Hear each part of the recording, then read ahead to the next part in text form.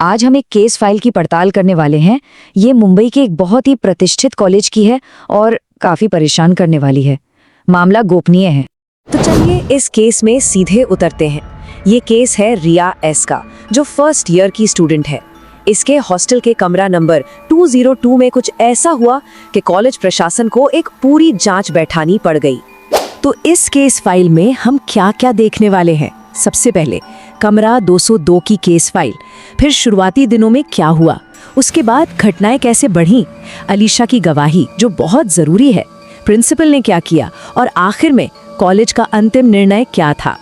तो चलिए शुरू करते हैं केस फाइल के पहले हिस्से से, कमरा 202। सबसे पहले ये समझना जरूरी है कि रिया कौन थी और जब वो कैंपस आई तो उसकी मानसिक हालत कैसी थी। तो केस फाइल के मुताबिक रिया नासिक से आई थी, एक साधारण परिवार से, अपने घर में कॉलेज जाने वाली पहली लड़की।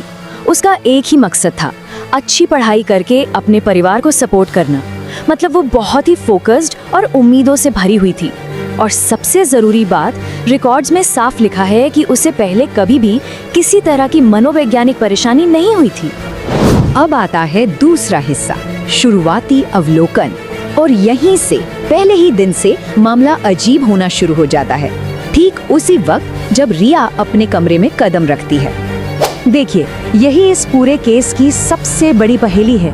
कॉलेज के ऑफिशियल रिकॉर्ड्स के हिसाब से रिया की रूममेट होनी चाहिए थी आर्या, पर जब रिया कमरे में पहुंची तो वहां उसे मिली एक लड़की जिसका नाम था अलीशा। मतलब कागज पर कुछ और नाम और कमरे में कोई और। तो जब रिया ने पूछा तो अलीशा ने बताया, आर्या 5 दिन पहले तक यहीं थी, लेकिन वो चली गई। मुझे नहीं पता वो कहाँ गई। सुनने में तो ये बात ठीक ठाक लगी है ना, कोई कंफर्मेशन तो नहीं था, पर रिया ने उस वक्त के लिए उसकी बात मान ली। अब देखते हैं कि चीजें कैसे बिगड़ी। अगले 48 घंटों में सिचुएशन बहुत तेजी से खराब होती चली गई। एक के बाद एक डरावनी घटनाओं की रिपोर्ट्स आने लगी। तो ये देखिए टाइमलाइन। पहली रात को रिया को हॉल में किसी के रोने की आवाज सुनाई देती है, पर वहाँ कोई नहीं होता। उसी रात उसके कमरे के दरवाजे पर कोई बहुत जोर जोर से दस्तक देता है। अगले दिन जब वो आर्या का नाम लेती है तो बाकी स्टूडेंट्स डर जाते हैं। और फिर एक और लड़की तनीषा भी अपने दरवाजे पर वैसी ही दस्तक की शिकायत करती है। सब कुछ बहुत जल्दी जल्दी हो रहा था। और फिर ये हुआ, रिया हिम्मत करके खाली हॉल में आवाज लगाती है, आर्या, और जवाब आता है, हाँ मैं ही हूँ। सोचिए जरा, ये वो पहली सीधी बातचीत थी एक ऐसी आवाज से जिसका कोई शरीर नहीं था। जाहिर है रिया की हालत खराब हो गई। और उसकी रूममेट अलीशा, वो उसे लगातार डरा रही थी, उसे रोक रही थी। वो कहती थी, उसके बारे में बात मत करो, सवाल मत पूछो, वरना अगली दस्तक तुम्हारे लिए हो सकती है।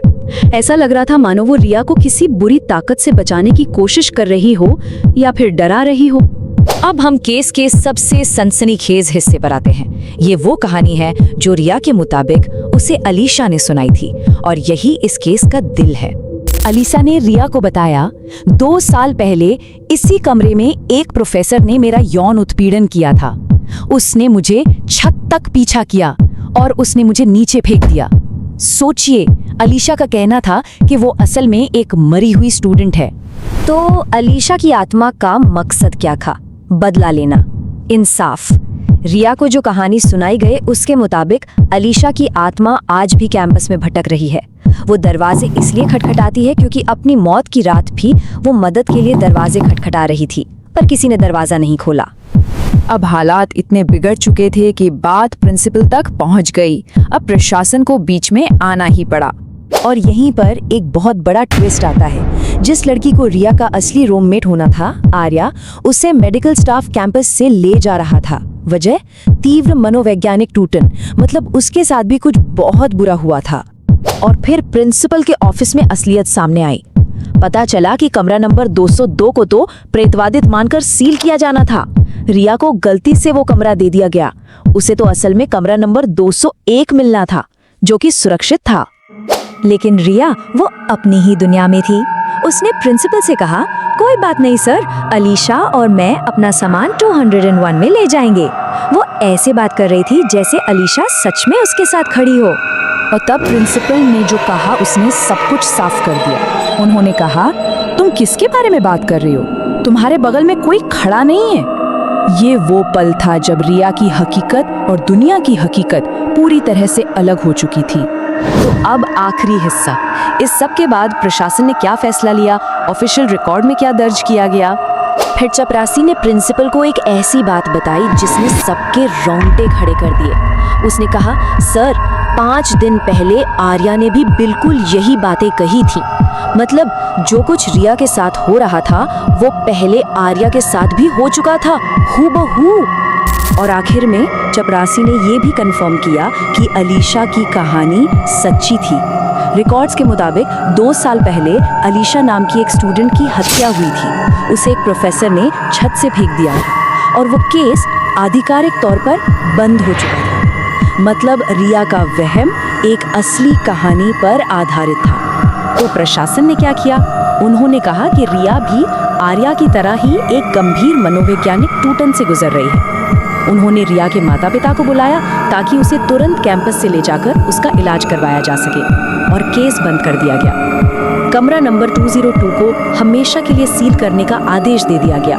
तो फाइल तो बंद हो गई, पर एक सवाल पीछे छूट गया। जब कोई कहानी किसी जगह पर इस कदर हावी हो जाती है तो उस कहानी का अगला हिस्सा कौन बनता है? क्या ये सिर्फ एक कैंपस की कहानी थी जो एक के बाद दूसरे स्टूडेंट के दिमाग पर असर कर रही थी, या फिर अलीशा की आत्मा आज भी कमरा 202 में एक नई रूममेट का इंतजार कर रही है?